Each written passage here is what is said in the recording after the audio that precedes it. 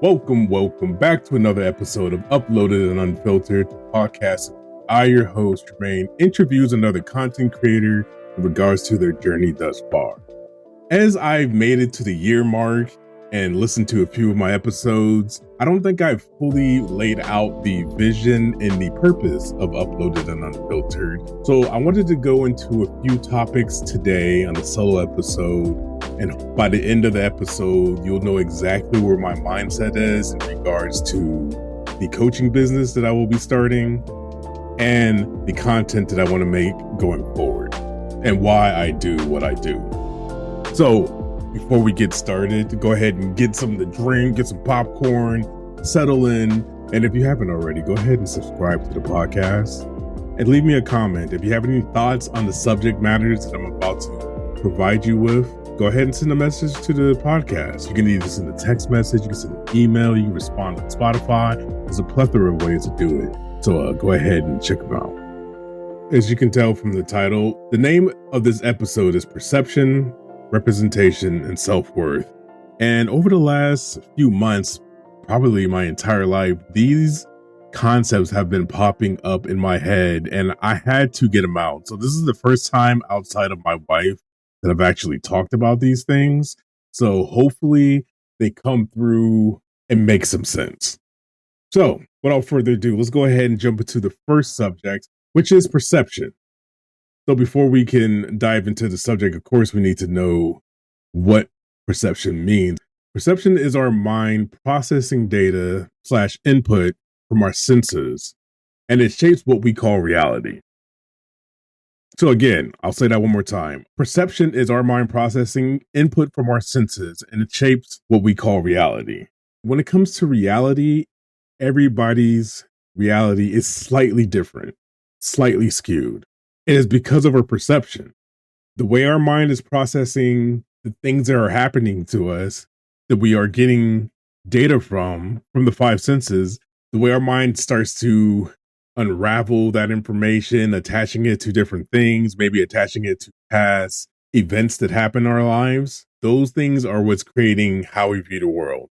So we got perception here. Everything that's coming in, we are processing it. Everything we come into contact with influences our senses. Everything, which in turn influences our sense of reality, which in turn influences the creation of our identity. So who we think we are, who we see ourselves to be, is based on our five senses, and everything in the world influences our five senses. Do you see where I'm going with here? Everything that we're taking in from media, from relationships, all of those things are influencing who we think we are. And that's why we roll right into the second part of this topic, representation. This is why I believe representation matters so much, because if we are consuming content that is not representing us, our ideals, who we look like, who we say we are at our core, if we're seeing somebody else's perception of who they think we are on a constant basis, that is causing harm to our self-worth. That's causing harm to the creation of our identity, especially when you're young. When you're young and you don't have any concept of the real world, quote, and you're just watching cartoons and you're watching movies, those things influence who you think you are as a child. And I remember distinctly, there were no, to my knowledge, of course it was Black Panther, but at the time I didn't know there was any Black comic book heroes. So being a comic book hero was out of the question. Does having no representation mean that somebody's going to think that something's not possible? Of course not. But having representation makes those things that we think are not possible a hell of a lot easier to think about if we see examples of it on TV, if we see examples of it in the news. That is why representation is very important. So not only are you helping build a self-identity for Black boys and girls, but you're also breaking negative stereotypes. We all hear stereotypes. Hell, some of us believe these stereotypes are real, but they're only someone's perception that became very popular and has now become part of our reality. Does that mean it's true? No, it doesn't.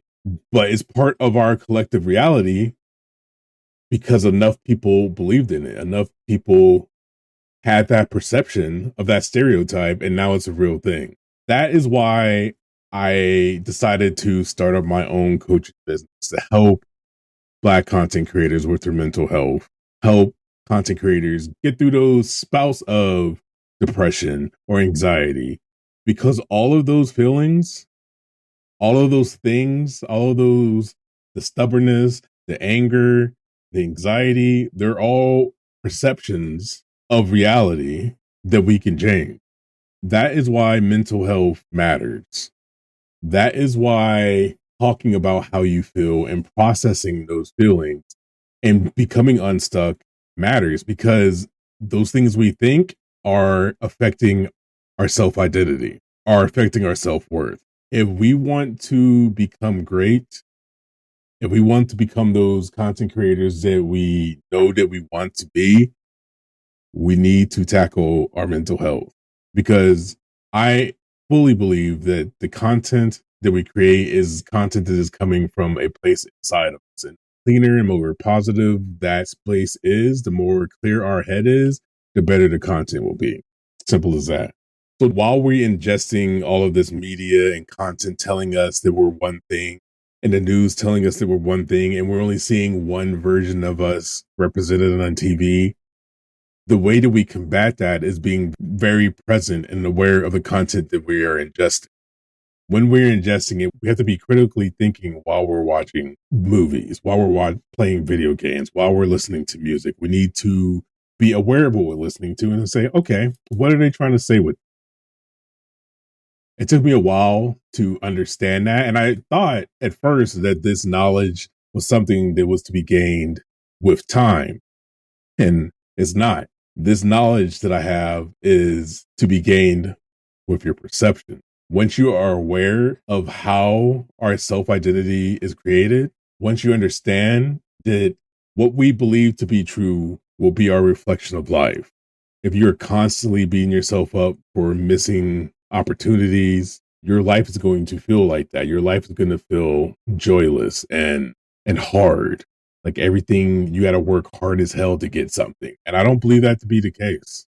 I believe if you look at opportunities, if you look at your failed attempts as learning lessons, that's like half the battle. You have to go in to different situations knowing that failure could happen. But failure is not a bad word. It's not a negative word. I know our perception of that word is negative and bad, but it's not. It's how you learn. It's how you become great at whatever craft you're doing. So in order to get our self-worth in a place that's going to allow us to create amazing content and to allow us to represent who we are as a culture, as people, to other people who look like us, who might not have the same perception of us as life, who might not know that they don't have to be angry all the time, who might not know that they are capable of whatever they put their mind to. In order to get to that place, we need to clear our own mental blocks. We have to get rid of our own stucknesses. And that's why I am doing what I do. That's why the podcast exists, so we can get more faces out there to let other people know that, hey, I'm doing it, you can do it. And also to talk about the mental side of content creation, to talk about the mental side of being Black. The perception, at least in the United States, in the media, is not the perception I want left before I die. This perception has been around since I've been a kid. And because I was always questioning it, it never became part of my identity. I never let it sink in. I was always a little aware of, hey, some of the stuff I'm listening to might affect how I behave. And over the weekend, I kind of witnessed that firsthand for myself. I went back and listened to some old music I used to listen to in high school and in college. And that music, instantly, I felt the same anger and turmoil, those feelings I used to have when I was listening to the music. And it was all for now. I don't even remember what I was angry for. It only lasted a little bit. And after, I was like, why am I angry? My life is not in danger. Why am I angry right now? And so I calmed down. But for some people, being angry all the time is a reality. But again, our reality is our perception, and our perception is controlled by the way our mind processes the data that comes in from the five senses.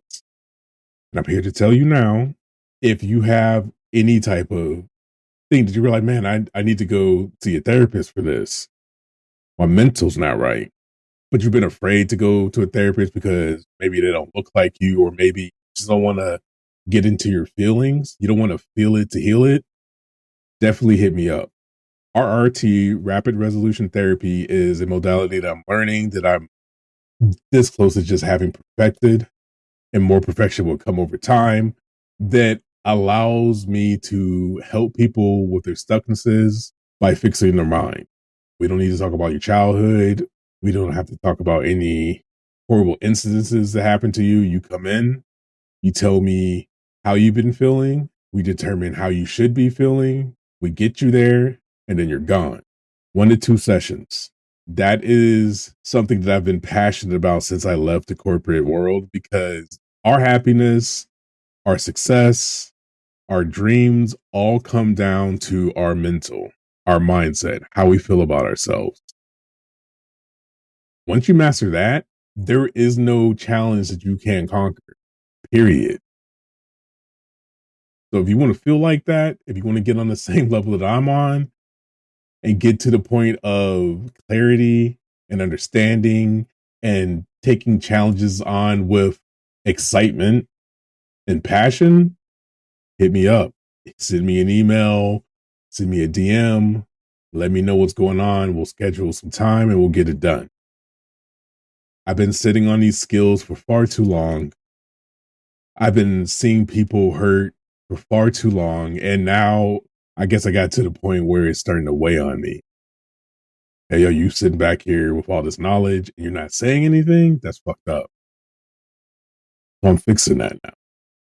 I'm excited to see where my business, Radiant Reflection, goes.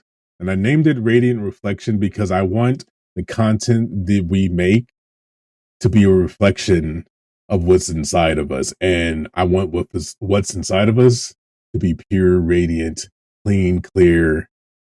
I want people to walk in their true, authentic selves and not worry about what people think. If you have trouble getting on camera, you're worried, nervous, hit me up. I got you. 1 session, we're done. I can't wait. I'm excited. Like, I have not been this excited about it's work, but it's what I am passionate about. Helping people get through their mental blocks to live better lives, because I've seen it firsthand. People beat themselves up over what I deem to be stupid shit. It's all mentally, it's fake. It's not real. Like, they're upset about, oh, so-and-so didn't call me back. Who gives a fuck? So-and-so didn't invite me to their X, Y, and Z. And like, you're angry right now. Anger should be an emotion that is resided for if your life is in danger. If your life is in danger, get angry. It's going to make you stronger. It's going to make you dumber. You're not going to be as good at critical thinking as you are if you're not angry. But if you want to be angry, choose those moments. Being angry in the parking lot of a Wendy's is crazy. Unless, again, your life is in danger. Okay, being angry in the middle of the night, nobody's in the house, and you're just being angry is, okay, that's dumb. Unless your life's in danger. But yeah, I got high hopes. I have intentions for this business to do amazing things. I cannot wait to start helping people, for those who need that help, that need that push. But yeah, in order to start creating a better self-worth, in order to rewrite our perceptions, we need to start questioning everything. We need to start questioning the intent of the content that we're watching. We need to start questioning the intent of the people that we talk to.